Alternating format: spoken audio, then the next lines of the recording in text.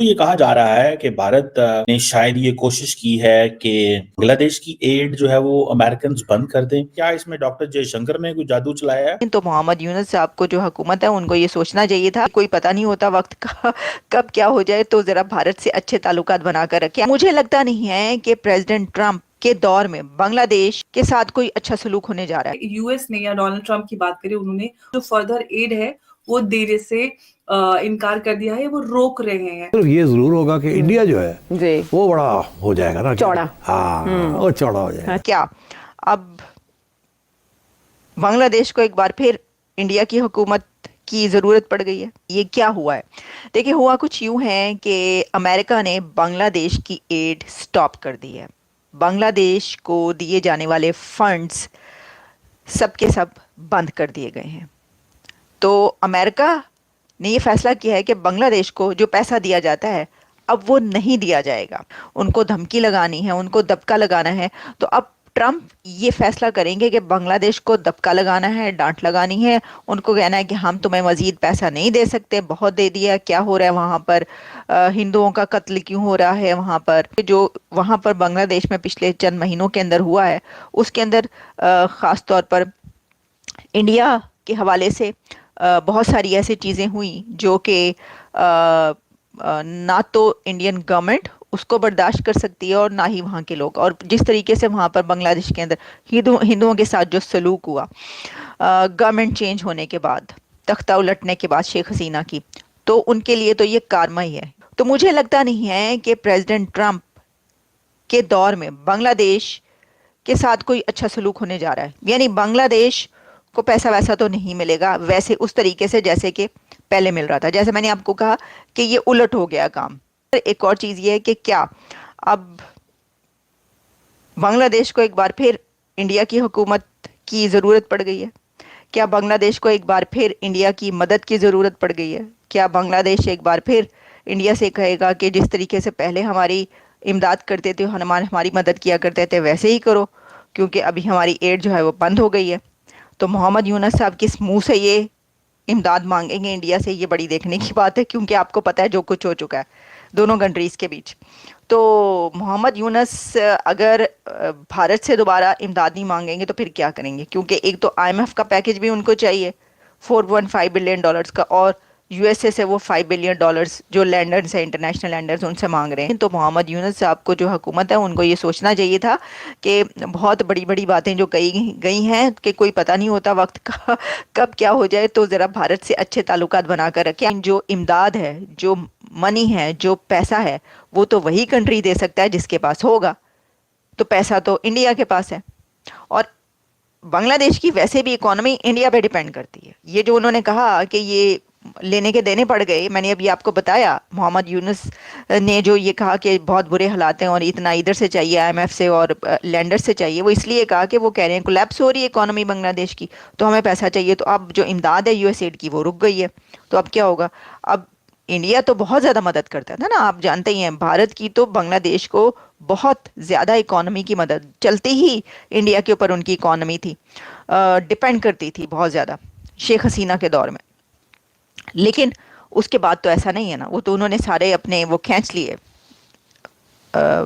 India ने जो वो उन्होंने तो कहा अडानी के उसने कि जो चल रहे हैं, इनकी बिजली चल रही हमारे ऊपर, वो पैसे दो, किस्तें दो, बिल अदा करो पहले, फिर चलेगा। बिजली बंद कर दी गई, बहुत कुछ ऐसा हुआ है बीच में। क्योंकि अमेरिका ने सुनने में आया है कि जो मार्को रूबियो हैं उन्होंने ये कहा कि तमाम एड जो है वो बंद कर दी जाए। तो जाहिर बात है उसमें बांग्लादेश की एड भी बंद होगी, और मेरा ख्याल है जो पाकिस्तान को आ रही थी वो भी बंद हो गया। पाकिस्तान को कुछ ज़्यादा पैसे नहीं आते, $100 मिलियन के करीब इन्होंने स्टेट डिपार्टमेंट ने रखा हुआ है, तो वही बंद हुई होगी, और तो कोई खास नहीं है। क्योंकि पाकिस्तान को जो मिलिट्री एंड जो सिविलियन एड है वो अमेरिकन ने बहुत पहले की बंद कर दी हुई है, सो हमें वो एड नहीं आ रही। बांग्लादेश को खास तौर पे मोहम्मद यूनुस साहब की जो इंटरिम गवर्नमेंट थी उसको कोई आ रही थी, लेकिन सुनने में आया कि जो यूएस एड बांग्लादेश है उसने ये अनाउंस कर दिया है कि it has stop one thing. Secondly, क्या इसमें डॉक्टर जयशंकर ने कोई जादू चलाया है? जो फर्दर एड है वो देने से इनकार कर दिया है, वो रोक रहे हैं। साथ ही साथ पुतिन से मिलने की भी ख्वाहिश डोनाल्ड ट्रंप ने जाहिर की, एक्सप्रेस की है, और सऊदी अरेबिया को भी जो तेल है उसके दाम कम करने की बात की गई है। अगर इन सारी चीजों को अगर हम जोड़ कर देखें तो क्या रशिया यूक्रेन वॉर रुकने वाला है? क्या इम्पैक्ट हमें नजर आएगा? आपसे मैं जानना चाहूंगी इसको थोड़ा डिटेल में। हाँ, तो अभी जो ऑर्डर इन्होंने पास किया, एक तो देखिए ये जो 200 एग्जीक्यूटिव ऑर्डर जो इन्होंने पास किया पहले दिन, ये ना एक अगर आप देखेंगे बाइडेन भी जिस दिन इलेक्ट होके आए थे, बहुत सारे ऐसे प्रेसिडेंशियल एग्जीक्यूटिव ऑर्डर्स उन्होंने भी पास किया था, तो एक इनका पैटर्न हो जाता है। इसका जी। सबसे बड़ा कारण ये होता है कि इनके जब इलेक्शन होता है उसके बाद 1.5 महीने का एक टाइम होता है जिसके बाद ही वो एक्चुअली बिकम्स द प्रेसिडेंट। इनके इलेक्शन नवंबर 5 को हुआ था, रिजल्ट शायद 2-1 दिन बाद आया था, but he got sworn in as president on 20th of Jan। तो वो होमवर्क ये लोग करके आते हैं कि उनको क्या उनका प्रायोरिटीज है। तो इसमें एक है कि 90 डे का एक मोरेटोरियम इन लोग लगा रहे हैं on all kind of external aid जो यूएस देता है except to Israel and Egypt. तो इसमें ये कहा जा रहा है कि जो इस यूक्रेन को जो आर्म्स का इन लोगों ने दिया है या दे रहा था उसमें थोड़ा सा इम्पैक्ट पड़ेगा। कितना इम्पैक्ट पड़ेगा ये थोड़ा देखना है, बट हाँ डेफिनेटली ये जो लड़ाई है ना, ये लड़ाई पूरी तरह से अमेरिका फंडेड लड़ाई है। ये आज अगर यूक्रेन को हथियार देना बंद कर दे और आज अगर अमेरिका अपने नेटो एलाइज को बोल दे कि हथियार मत दो, कल से लड़ाई बंद हो जाएगा। जब से डोनाल्ड ट्रंप अमेरिका के नए प्रेसिडेंट बने हैं तब से लगभग हर रोज दुनिया की जियोपॉलिटिक्स में एक बड़ा बदलाव देखने को मिल रहा है। अब हाल ही में ये पता चला है कि जो डोनाल्ड ट्रंप हैं उन्होंने एक एग्जीक्यूटिव ऑर्डर साइन किया और दुनिया भर में तमाम जो यूएस एड जाती थी उसे 90 दिन के लिए रोक दिया, और इस एड में बांग्लादेश और पाकिस्तान के लिए भी एड जाती थी, और बांग्लादेश और पाकिस्तान जैसे देशों की इकोनॉमिक हालत ऑलरेडी बहुत ही ख़राब है, तो उनके लिए छोटे से छोटा अमाउंट भी बहुत ही क्रूशल है अपनी इकोनॉमी को फ्लोट रखने के लिए।